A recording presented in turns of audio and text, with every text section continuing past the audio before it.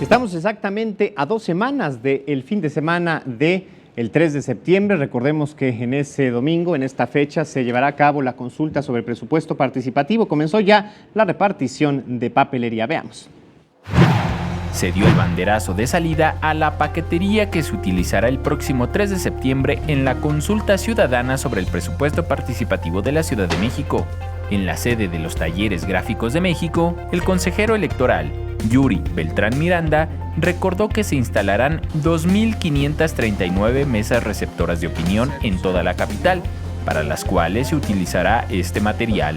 Lo que hicimos fue enviar a las sedes distritales 3.888.639 documentos. ¿Qué incluye eso? Sobre todo papeletas para votar. Esta cifra incluye las papeletas de la consulta infantil, las cuales generaron un costo de 92,000 pesos, señaló Beltrán Miranda. Un niño sí podría votar en una casilla que no esté cercana a su domicilio, a diferencia de un adulto. El adulto tiene que votar en la mesa receptora de opinión cercana, la de su colonia.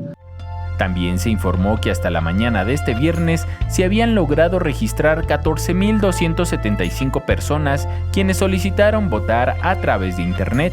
El próximo 3 de septiembre, los capitalinos podrán elegir entre 25,000 proyectos ciudadanos para desarrollar en su colonia, a través del presupuesto participativo. Con imágenes de Javier Cordero, Enrique Muñiz, 21 Noticias.